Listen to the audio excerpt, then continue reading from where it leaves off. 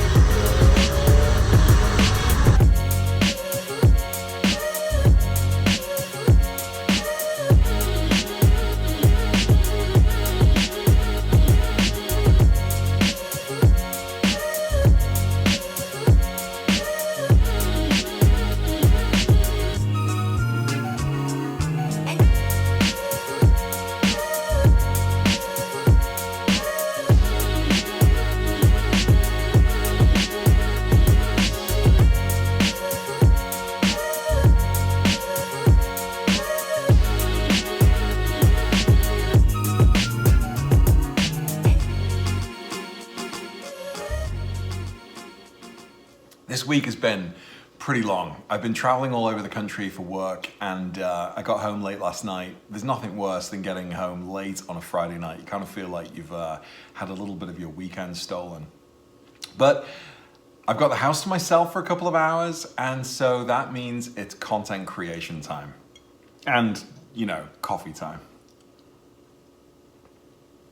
So in this video and in this podcast, I wanted to do a quick update on a couple of things.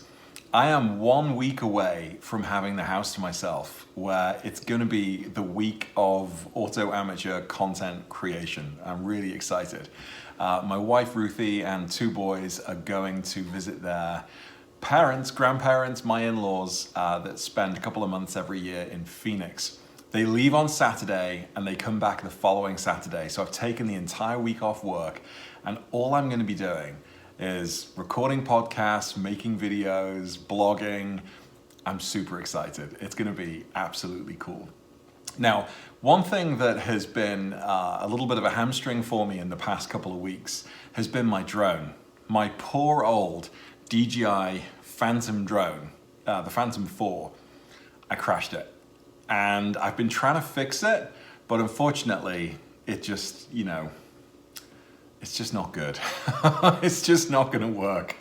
But what I do have is, courtesy of my friend Pat, who bid for a couple of these on eBay and won 2, so I took one off his hands, is the new, well, I don't know how new it is. It's a couple of years old, but to me it's new, the DJI Spark. And it is tiny. I've given this a little bit of a test flight in the past couple of days, and I'm super excited about it. I mean, look at the difference. You know, just think of the difference. We have the Phantom 4 over here, which is big, it's bulky. I've got to carry like a full-size rucksack to carry it around. And over here on the left is the little Spark, and it sits in the palm of your hand. It can even take off from the palm of your hand. And the carry case, including the 3 or 4 batteries I've got with it, the propeller guards, and the, what is it called? The remote control, that all fits into one tiny little bag, which kind of looks like a laptop bag, and it all just sort of fits together. So I'm super excited about this. Now, the Phantom 4 drone, this has been absolutely tremendous. I bought this almost a year ago, getting ready for the Tail of the Dragon, and technically it's fantastic. The weight is really nice. It holds up pretty well in the wind. It's got a 4K camera that records at either 30 or 60 frames per second, and the quality is exceptional. If you've been looking at any of my videos in the past year, looking at the drone footage I've been taking, it's been with this Phantom 4 drone. It's not the Pro, it's not the Platinum, it's just the basic Phantom 4.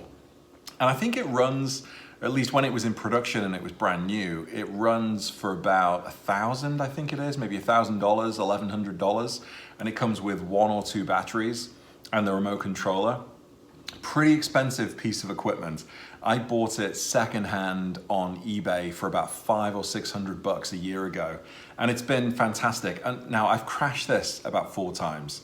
You know, learning how to fly, it's tricky. You know, it looks relatively straightforward, but the minute you put one of these up in the air and you start flying it around and you start thinking about trees and fences and, you know, houses, it gets pretty scary pretty quickly. So yeah, unfortunately it's toast. What happened was the other day when I was recording my video that was comparing the Soul Performance exhaust against my stock exhaust, I was in the middle of nowhere, like cornfields for miles, no other traffic, no houses, no trees, no power poles, like literally nothing, but I managed to crash it. I, in my haste, didn't like a shot that I took, tried to fly it backwards, which is a mistake, especially when you're not looking properly. There was only one thing in about, I would say, a square mile that I could have crashed it into, and it was the stop sign by the crossroads where I was parked, and I flew it back into the stop sign and kaboom, it just fell out of the sky. Now the problem I have with it is that the ribbon cable that connects the camera to the gimbal was severed. So I've had to try and replace that cable. Now the cable only runs for $35, but it's a really difficult job. I had to take the entire camera and gimbal off the drone. I had to take out a number of screws to get to the circuit boards. The cable itself connects in 2 places at least on the circuit board. You've got to take that out. And then you've got to feed it through the hole, and then you've got to take it out from the camera. The camera also needs to come off the gimbal. And I managed to do that with the cable that I bought, put it all back together, but on the very last connection, the cable wouldn't fit inside the camera. And I had the cable for the Phantom 4 Pro, not the Phantom 4. And they sent me the wrong one. And I went back to my receipt and I clearly said and specified that I wanted the cable for the Phantom 4, not the Pro. They sent me the wrong one. So now I've got the right one, and I've got to take all of this apart again. It took me hours. I put a few photos up on Instagram a few weeks ago. So I have the right cable, and I can still probably fix this, but it's just one of those things that I'm finding I just don't have the time. So this is going goodbye. I can sell it for parts. So I can get about $300 or $400 for the camera itself, maybe a little less because it needs a new cable. I've got 4 batteries, so I can sell these for anywhere from sort of $50 to $75 a piece. I've got the carry case, I maybe get 20 bucks for that. I've got the controller, I can get probably $100 for that. So I can probably get back $400 or $500 worth of you know, money for breaking this up.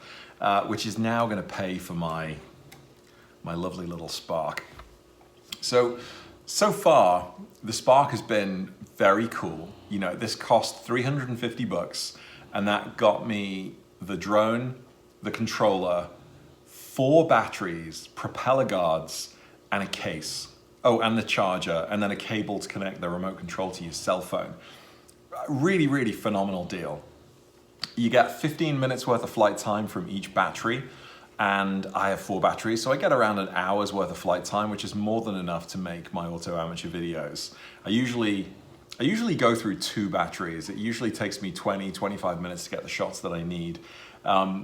It has a high definition camera on the front. It's not 4K, it's 1080p. Now you can upscale that content to 4K. I don't know what that's gonna look like, but 1080 so far looks pretty good. I'll put some footage here, there, or anywhere so you can see what I've taken so far. Now it flies a little slower than the Phantom 4. The Phantom 4 could get up to about 35 miles an hour. This seems to only wanna go 20-25 miles an hour. But it looks pretty stable in the air. And one of the reasons the footage looks so stable is because the gimbal rotates on its axis and basically, takes care of any vibrations that you might get in the air. It also rotates up and down, so I can control the camera in the air, which is pretty cool. The propellers come off, they're quick release, but essentially, you take this out, I can store this in the box with the propellers still on, fold out the propellers, 1, 2, 3, 4, push the battery, launch it from my palm, and I'm away. That's so much easier than the Phantom 4. Now, I didn't mean for this episode to turn into a drone review, but I'm pretty excited. And what this means is, in a week's time, when I've got the whole week to just make content, I am going to be out and about making lots of content. I'm really excited. So I have my friend Andy lined up to do another video with the 992. That's going to be pretty exciting. I'm actually going to pitch my 991 and his 992 side by side in the garage and do a walk around, and also get it on the road and just see basically, how badly he kicks my ass. I'm expecting for him to absolutely kick my ass. Chris's 991.2 Targa, we're going to get that out again and make another video, and he and I are going to make a podcast. Now, going back over some of the footage we took recently on the road, neck and neck, he beat me for sure. The turbocharged engine versus my naturally aspirated engine. He did beat me, but the first time I beat him, I think it was a gear change snafu for Chris. So, that was on him, made me feel good. The next couple of times he beat me though, it was really only by a car's length or half a car's length. Now, I know Vin Diesel in the first Fast and Furious movie said, it doesn't matter if you win by an inch or a mile, winning is winning. Fair enough. But he didn't kick my ass that badly. I've got a feeling that Andy in that 992 is going to absolutely tear me apart. It's the 4S that he's driving, and I've just got the base. That's not going to turn out well for me, but it's going to be fun nonetheless. So I've got him lined up, I've got Chris lined up, I've got my friend Pat hopefully lined up as we make a part 2 for the 997 video that we did recently, and hopefully a podcast. I'd like to get that done. I'm taking my 991 into a place called Tint Pro Mobile in somewhere north of the Twin Cities. Now, this is a bit of a bummer. I found this company online. They're called Tint Pro Mobile. The advertisement I saw said that they come to you. Saw a voucher, got a discount, paid for it ahead of time, called to make the appointment, was sitting around waiting for them. They never turned up. Half an hour went, an hour went. I ended up phoning them. They were expecting me to come to them. And it turns out that that business model didn't work so well. And so even though they're called Tint Pro Mobile, they don't do mobile service anymore. You have to go to them. Had I known this, I probably wouldn't have pulled the trigger on the deal, because they're like 30 or 40 miles away from where I live. But I've paid now, so, what else have I got to do that week apart from making content? So I'm going to go in and get my windows tinted. And quite a few people have said that it looks like I'm sitting in a fishbowl, or at least one person just recently said that. And I would kind of agree. There is practically no tinting on my windows, and it has caused the issue with my with the door panels.